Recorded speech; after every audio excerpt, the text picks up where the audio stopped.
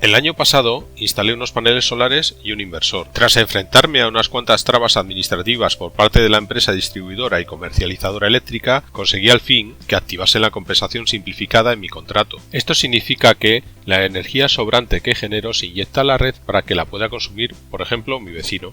A cambio, la compañía eléctrica me compensa la energía sobrante descontando de mi factura, en el término de potencia consumida, aproximadamente 1 kilovatio por cada 3 o 4 que les inyecto. Esto es ineficiente del todo porque les estoy prácticamente regalando energía y consumiéndola más cara fuera de las horas que tengo sol. Ahora os voy a mostrar el consumo de mi casa un día normal sin el gestor de excedentes. En rojo aparece la energía consumida de la red eléctrica, en azul la energía autoconsumida y en verde la energía exportada. Como el termo se encendía por la noche con la tarifa nocturna, durante el día exportaba energía y mi termo estaba parado.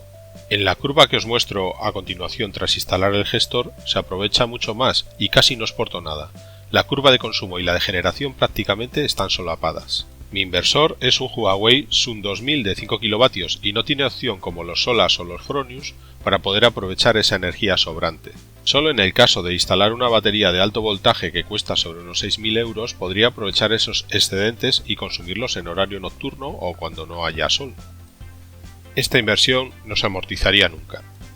Tengo un termo eléctrico para calentar el agua en mi casa y estuve pensando bastante en cómo podría hacer para que el termo acumulase la energía que me sobraba y así no pagarla más cara. En este vídeo os presento un gestor de excedentes universal. Está compuesto por 2 unidades.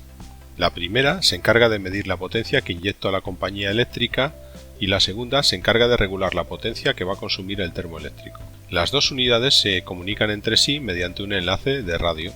Esto me permite poner el termo en cualquier sitio de la casa y evitar un circuito eléctrico específico y dedicado al termo desde el cuadro de automáticos. Además, es ampliable. Varias unidades receptoras o reguladoras pueden conectarse a la misma unidad transmisora, medidora, con lo que podemos tener más de un termo en diferentes ubicaciones y funcionando a la vez de forma sincronizada. Esto que aparece es la unidad transmisora.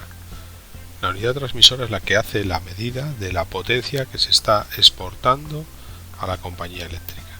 En el caso de superar 1 vatio, lo que hace es ir incrementando la potencia en el receptor.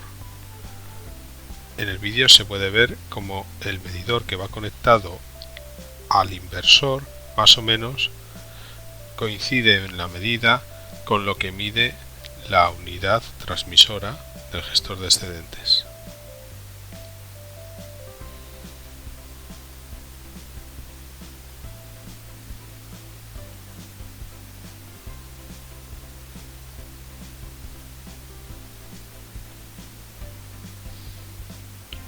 El interruptor que aparece iluminado como temporizado lo que permite es que por la noche se encienda una hora determinada por si no hay luz. Es el día anterior y no ha podido cargar el termo. Y el interruptor de forzado lo que hace es que podamos en un momento dado forzar el encendido del termo desde la unidad transmisora, de forma que no nos quedemos sin agua caliente. Esta es la unidad receptora. La unidad receptora lo que indica en ese número es el porcentaje de el tiempo que va a conducir el triac y alimentar al termo. También tiene un interruptor que permite el forzado del encendido del termo en caso del fallo del transmisor. He construido 2 prototipos o versiones, cada una evoluciona con alguna función adicional. En la versión 2 he añadido los interruptores de forzado en ambos extremos y el de temporizado en el transmisor, aparte de muchas correcciones, ajustes y cambios en los esquemas y placas de circuito impreso. Actualmente estoy desarrollando la versión 3, con algunas mejoras importantes como añadir la circuitería del triac en la misma placa que contiene el receptor de radio y también he eliminado elementos superfluos que complicaban el cableado de la unidad. He mejorado el tipo de conexión con la red, el triac y el termo. En el transmisor voy a cambiar el display por uno OLED e integrar el teclado y los interruptores en una placa separada. Ahora está construida en una protoboard. Ahora paso a describir los elementos más importantes que componen las unidades. Para construir el transmisor es necesaria la placa base que interconecta los componentes. El cerebro de la bestia es un Arduino Nano. Para mantener la hora incluyo un reloj en tiempo real. Inicialmente usé un módulo basado en el circuito integrado de DS1307, pero vista su pésima precisión he cambiado a un módulo basado en el DS3231, que encima de más preciso es más barato. El módulo de radio de largo alcance basado en el chip NRF24L01 debería alcanzar 1 km como indica el vendedor, pero en situación real ni se acerca a esa cifra. En la versión 3 lo voy a sustituir por un módulo mucho mejor que viene blindado y que solo cuesta 1 euro más.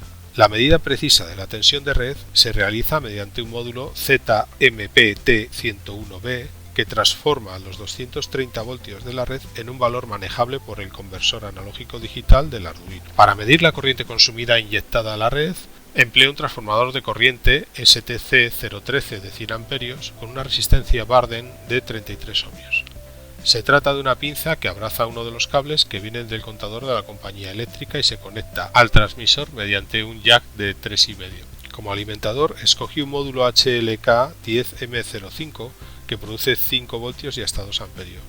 Como alguno me ha fallado, que tenía muchísimo rizado, en la versión 3 utilizaré otro modelo. En el prototipo que está funcionando, la fuente de alimentación la he sacado de un cargador móvil viejo que tenía por casa. Al fin y al cabo, cualquier fuente conmutada capaz de generar 5 voltios y 1 amperio es suficiente. El display tiene una interfaz I2C y es de 16 caracteres y tiene 2 líneas.